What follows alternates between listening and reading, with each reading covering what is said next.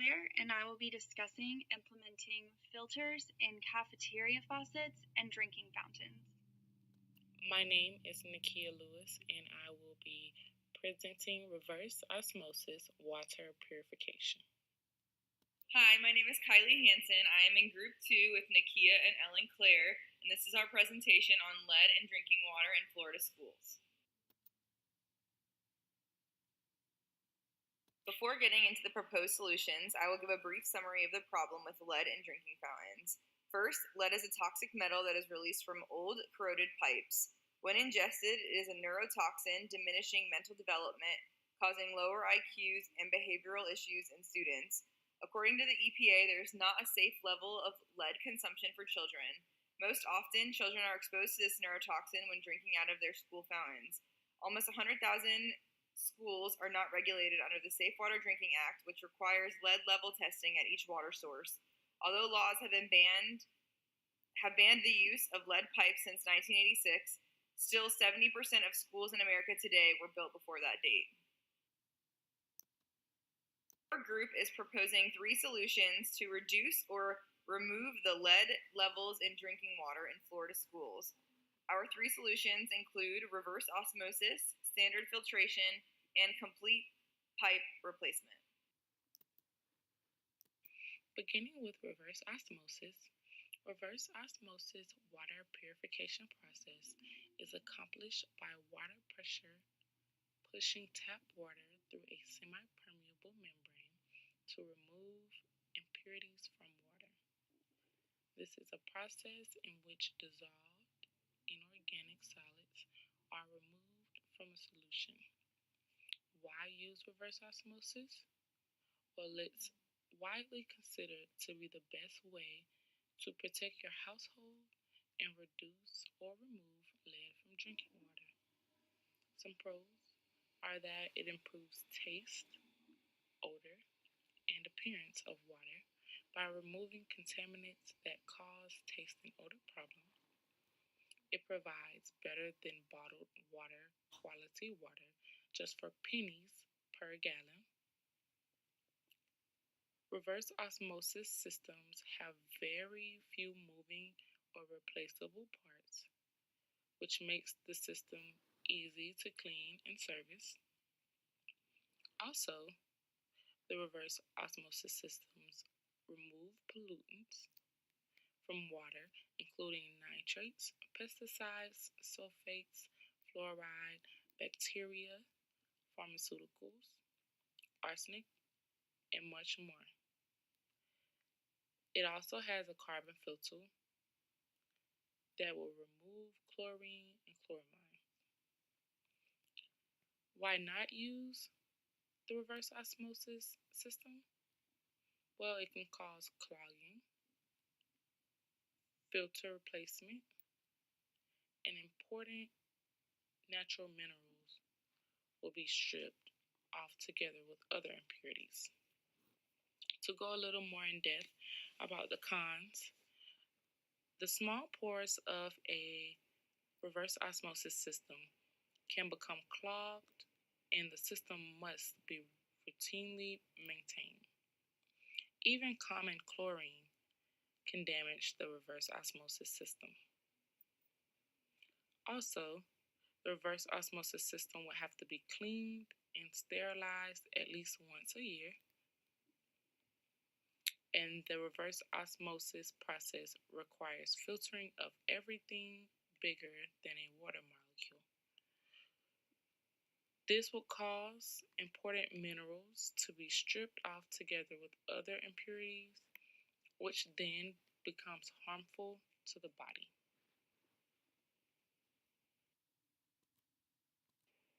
Evidence of effectiveness.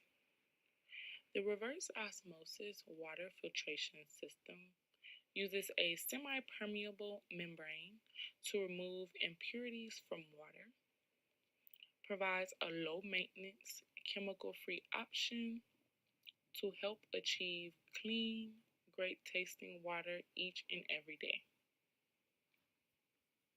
It began to be utilized by municipalities back in 1977.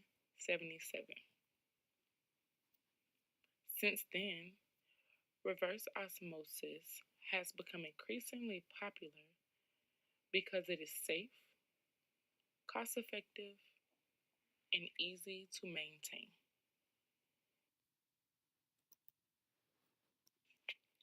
Horizontal and vertical equity.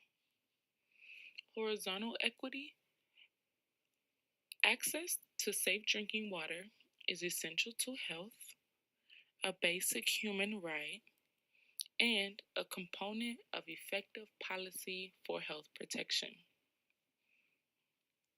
Vertical equity: lead poses a serious health threat, especially for pregnant women, infants, and young children. Lead exposure has been linked to the following issues in children: delays in physical development, reduced IQs, attention disorders, behavioral problems, and damage of growing brains. Potential for stakeholder. One potential stakeholder would be the Florida Department of Health.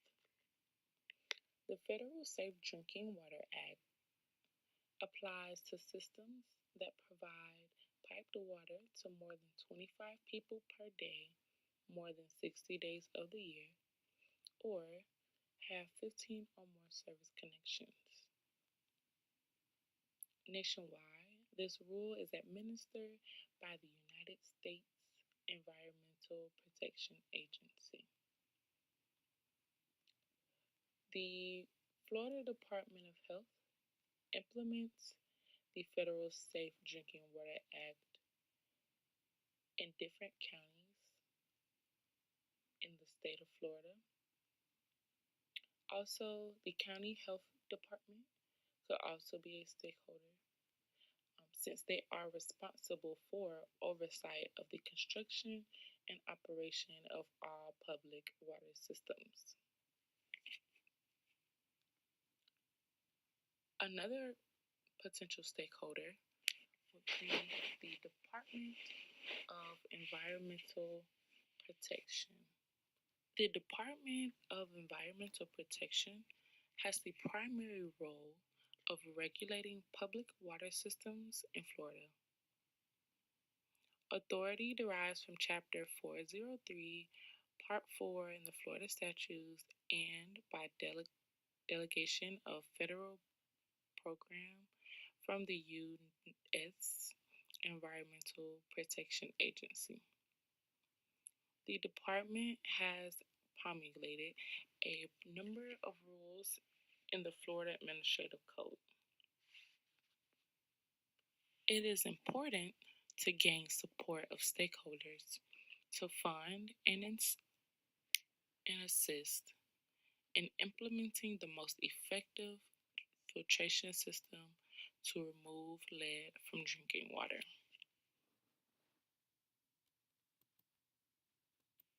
Political feasibility.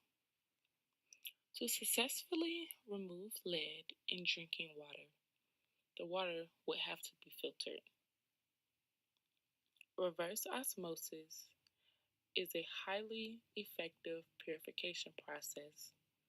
It has a low production cost, only pennies per gallon, consumes no energy, and it is easy to clean and maintain.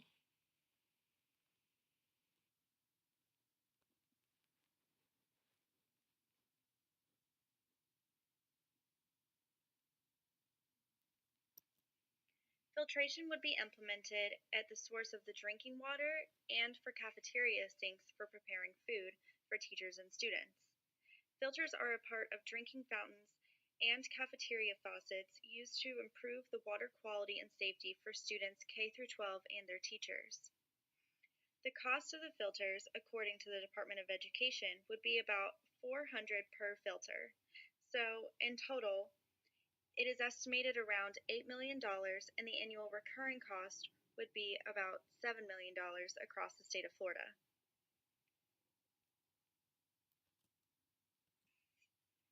Since the Flint, Michigan water crisis, testing for lead in drinking water has become a trend across America. This trend is how researchers were able to find elevated levels of lead in school drinking water in public schools across the state of Florida. While testing has brought shocking results to our attention, now is the time to do something about it.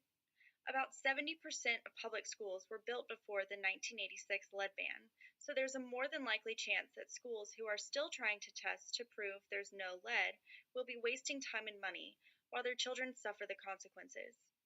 Filters are a proven solution to guarantee prevention of ingesting lead and protect children and their teachers from its harmful consequences.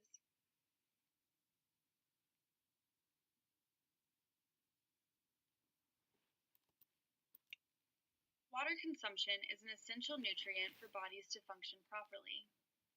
Water has become increasingly viewed as a prevention method for chronic conditions and diseases common in the 21st century, such as obesity or dental cavities. Promoting drinking water could reduce childhood obesity.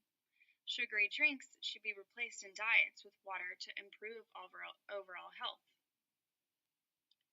Ingesting lead can result in serious health issues, such as behavioral problems and ADHD. Preventing these complications is more cost-effective than the initial cost for the filters themselves. Behavioral issues show evidence of jail time, while ADHD will contribute to the use of medical resources, such as pharmaceuticals.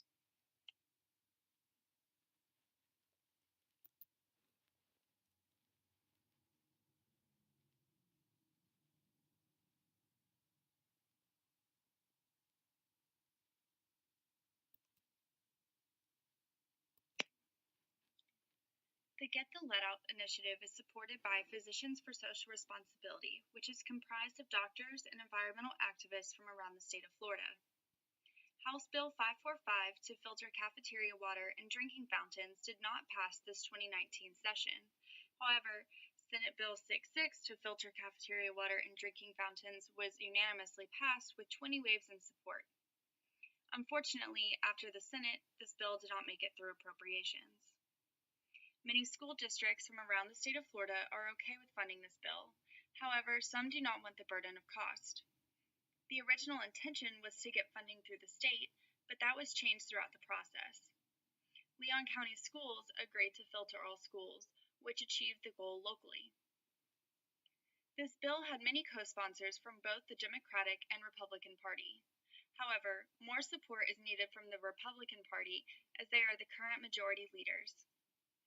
Senator Cruz, who is from the District of Tampa, says he is committed to this bill being passed and implemented. For next session, we foresee more hope on this bill being passed, as we have just appointed a new Surgeon General, Dr. Celeste Phillip, who is a pediatrician from Alachua County and has already outwardly supported this bill.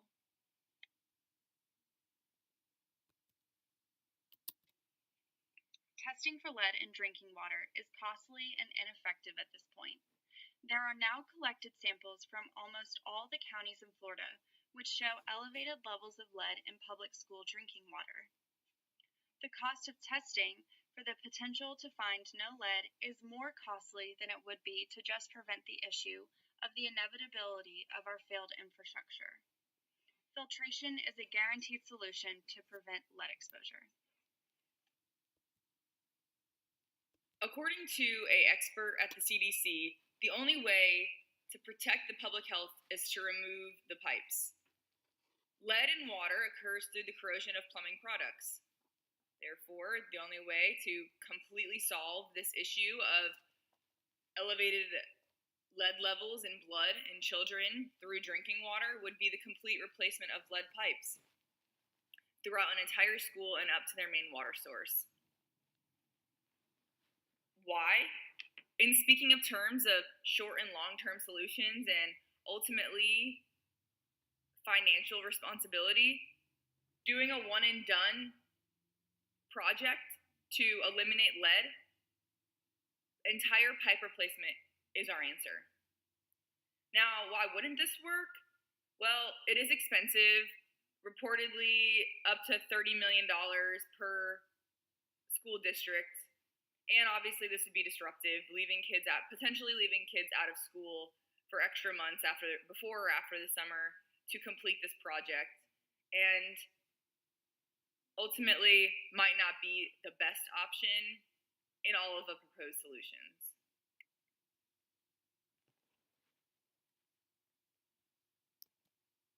Lead in water occurs through the corrosion of plumbing products. The EPA put out a statement saying that partial pipe replacement, meaning taking one brand new pipe without lead and then connecting it to one that is still old and corroded, actually results in higher lead levels, significantly higher, and over a temporary amount of time, but still exposing children to actually increased levels of lead instead of trying to fix the problem. The SDWA lead ban of 1986 requires lead-free materials to be put on plumbing and repairs. Therefore, this is still happening today, where we're connecting an old pipe to a new pipe and actually worsening the effects for children. A CDC expert actually stated also that the only way to protect the public health is to remove all old corroded pipes and replace them with new ones. In 2017, New York implemented the Clean Water Infrastructure Act, which put out $80 billion to repair, maintain, and replace drinking water and wastewater over 20 years. But this grant specifically allotted $20 million to prioritize documented children with elevated lead levels.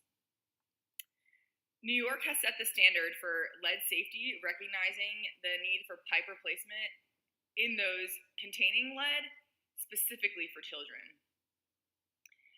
Also, a Virginia elementary school tried to fix their high lead level problems, which they had failed tests between the years of 2013 and 2015, by changing the pH level in their water.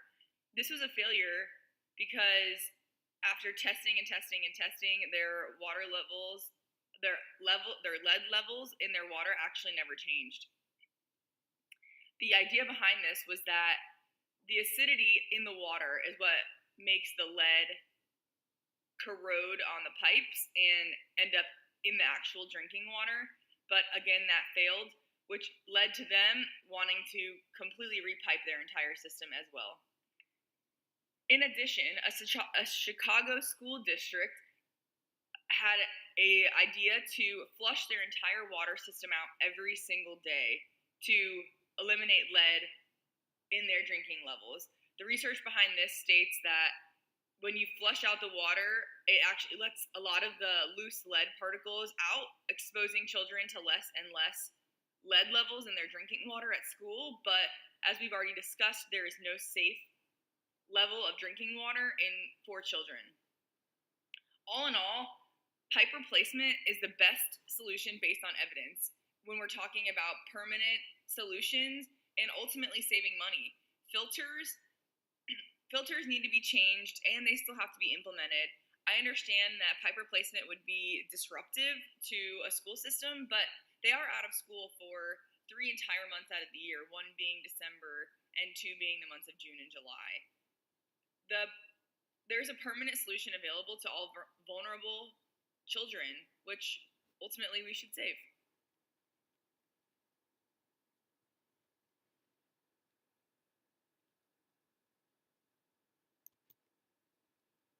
Naturally, children are in a helpless and vulnerable situation when it comes to the lead in water pipes.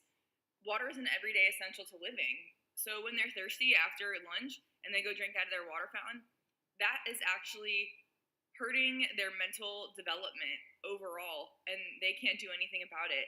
So therefore, it's our job to make sure that this vulnerable population is taken care of first.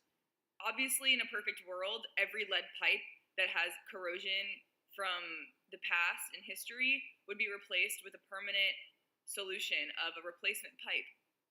Understandably so, this would mean pulling up, millions of pipes around the state of Florida and eventually the United States.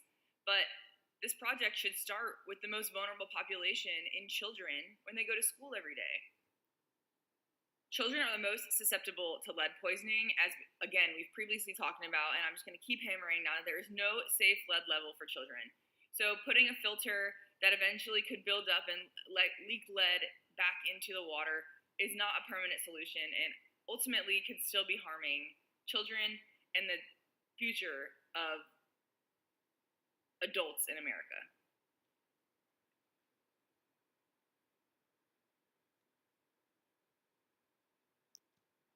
Primary stakeholders in this solution include the Florida Department of Health first and the Florida Department of Education second.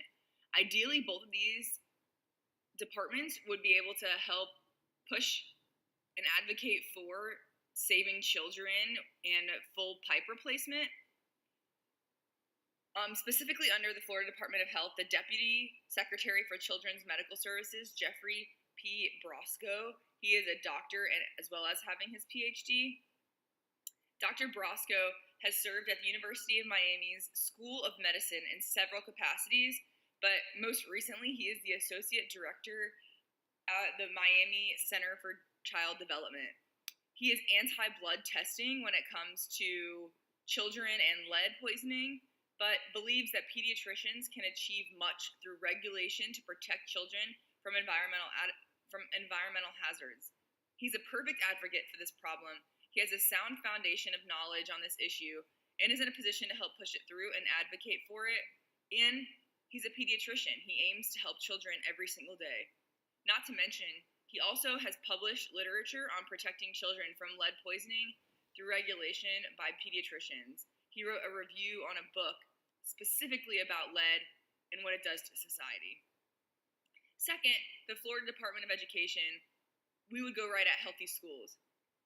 The Director of Schools, Penny Taylor, aims to improve the lives of children and students every single day.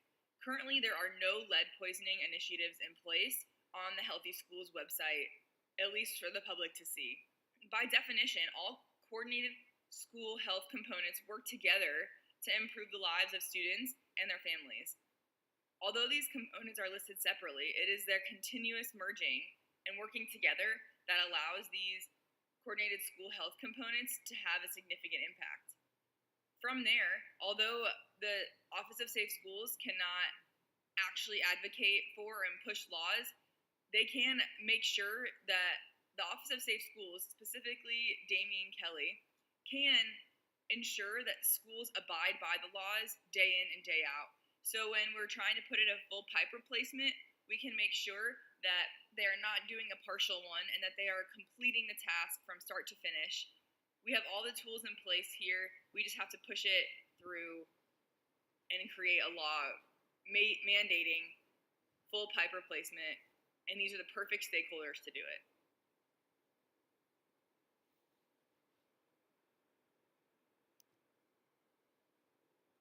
As previously mentioned, why wouldn't pipe replacement work?